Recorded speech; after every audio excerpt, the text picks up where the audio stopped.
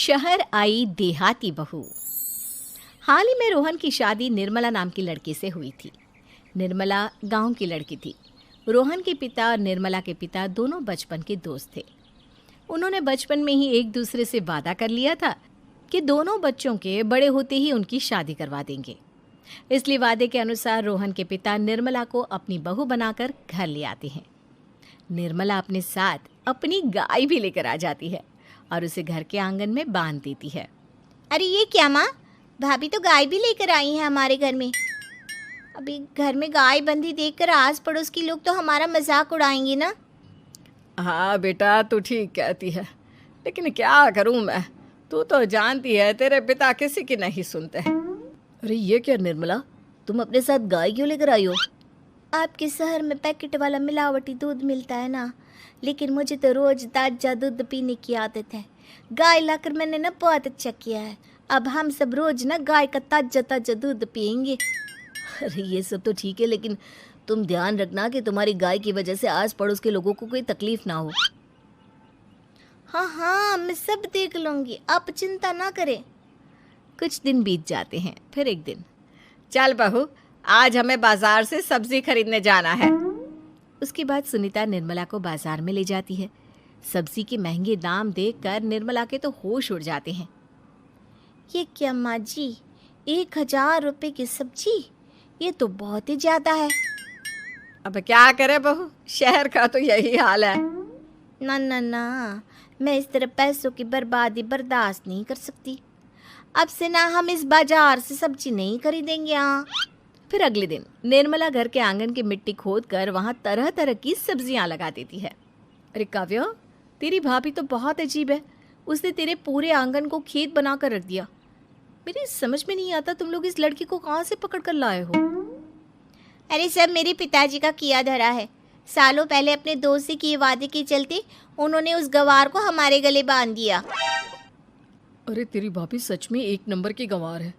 उसे तो ढंग के कपड़े पहनने तक नहीं आते, ऊपर से उसने तेरे घर को गांव का तबेला बनाकर रख दिया है।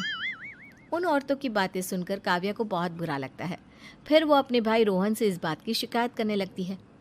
रोहन निर्मला को समझाने की बहुत कोशिश करता है, लेकिन निर्मला के आगे उसकी एक नहीं चलती। फिर एक दिन रोहन निर्मला को एक शादी में ले जाता है। सभी मेहमान खाना खाने में व्यस्त थे। उधर रोहन भी अपने दोस्तों से गप्पे लड़ाने लगता है। तभी निर्मला तंदूरी चिकन के स्टॉल से ढेर सारे लेग पीस उठाकर अपने पर्स में डालना शुरू कर देती है। घर जाने के बाद इसे फ्रिज में रख दूंगी और कल सुबह मजे से खाऊंगी। फिर खाना खाने के बाद दोनों पति पत्नी वहाँ से जाने लगते हैं, लेकिन तभी दुल्हन का भाई उन्हें रोक लेता है। अरे ये सब क्या है? मैंने यहाँ खाना खाने के लिए सबको बुलाया था, खाना चोरी करने के लिए नहीं। तुमने पर्स में जो चिकन के लेग पीस छुपा रखे ना, चलो बाहर निकालो उन्हें। दुल्हन का भाई फौरन निर्मला से पर्स छीनकर सारे लेग पीस बाहर निकाल लेता है। मैंने इतना खर्चा करके खाने पीने का इंतजाम किया है और तुम हो कि यहाँ से खाना चोरी करके ले जा रही हो। शर्म आनी चाहिए तुम्हें। वहाँ मौजूद सभी लोग निर्मला को भला बुरा कहने लगते हैं। अपनी बेइज्जती होते देख रोहन दुल्हन के भाई से माफ़ी मांगकर निर्मला को घर ले आता है। निर्मला, आज तुमने सबके सामने मेरी नाक कटवा दी। आखिर तुम्हें चिकन के पीस चुराने की ज़रूरत क्या थी? मुझे माफ़ कर दीजिए रोहन जी। दरअसल ना, हमारे गांव में जब भी शादी होती थी तब मैं और मेरी सहेलियाँ इसी तरह शादी से ढेर सारा खाना लेकर आते थे। मुझे नहीं पता था कि मेरी इस गलती से आपकी इतनी बेइज्जती हो जाएगी। मुझे माफ़ कर दीजिए। आज के बाद ऐसी गलती कभी ना करेंगे। इतना कहकर निर्मला रोने लगती है। निर्मला को रोते देख रोहन का दिल पिघल जाता है और वो उसे माफ़ करके गले लगा लेता है। इस तरह कुछ दिन बीत जाते हैं। फिर एक दिन रोहन उदास होकर घर लौटता है। रोहन के कपड़े बुरी तरह फटे हुए थे। अरे बेटा, ये सब क्या है? किसी के साथ मारा पीटी हो गई है क्या? नहीं माँ, आज हमारी ज़िंदगी का सबसे बुरा दिन है। म्यूनसिपालिटी वालों ने हमारी दुकान तोड़ दी। आज से हमारी आमदनी पूरी तरह बंद हो गई। हे भगवान, हमने तो किस्त पर ढेर सारा सामान ले रखा है। अब हम सारे सामान की किस्त कैसे चुकाएंगे? मेरी तो सोचने समझने की शक्ति ही खत्म हो गई। पता नहीं आगे हमें और कितनी मुसीबत झेलनी पड़ेगी। आप सबको ना चिंता करने की जरूरत ना है, मैं सब ठीक कर दूंगी। तो कहना क्या चाहती है बहू? हम ना बोल कर नहीं बल्कि करके दिखाएंगे। हाँ। उसके बाद निर्मला अपने पिता को फ़ोन करके गांव से 5 गाय मंगवा लेती है और फिर अगले दिन निर्मला सभी गायों का दूध निकाल कर बड़े बर्तन में भर लेती है। तुम ये सब क्या कर रही हो निर्मला? मेरी तो कुछ समझ में नहीं आ रहा। हम ना इन गायों का दूध बेचने जा रहे हैं, उसके बाद हमारे पैसों की समस्या खत्म हो जाएगी।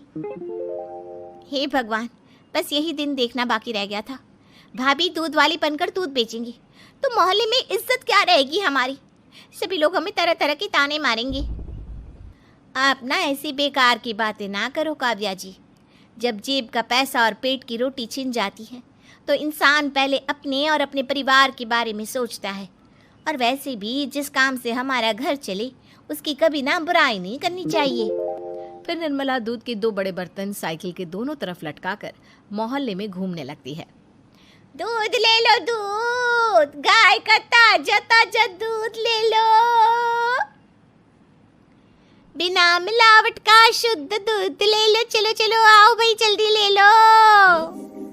तभी निर्मला के पास कुछ औरतें आती हैं। अरे तुम तो सुनीता की बहू हो ना, तुम इस तरह सड़क पर दूध क्यों बेच रही हो? निर्मला उन दोनों औरतों को अपने घर के हालातों के बारे में सब बता देती है। देखिए, मैंने ना अभी अभी गाय का ताजा दूध निकाला है। आप सब तो रोज पैकेट का दूध पीती हो, आज गाय का ताजा दूध पी कर देखिए, इसकी ना बात ही कुछ और है। हाँ बहू, मुझे तुम्हारी बात समझ में आ गई। लाओ, मुझे 2 लीटर दूध दे दो। उस औरत की देखा देखी बाकी औरतें भी निर्मला से दूध खरीदना शुरू कर देती है। थोड़ी ही देर में निर्मला सारा दूध बेचकर ढेर सारे पैसे इकट्ठे कर लेती है। उसके बाद निर्मला घर जाकर सारे पैसे अपनी सास को पकड़ा देती है। अरे बहू, इतने सारे पैसे! सच में तेरा आइडिया तो काम कर गया। अरे माँ जी, आप तो बस देखती जाइए, कुछ ही दिनों में मैं अपने घर की सारी समस्या खत्म कर दूंगी। हाँ। फिर अगले दिन से निर्मला गायों के गोबर से ढेर सारे उपले तैयार करके बेचना शुरू कर देती है। निर्मला को पैसे कमाते देख रोहन के अंदर भी हिम्मत आ जाती है और वो भी दूध बेचने का फैसला करता है।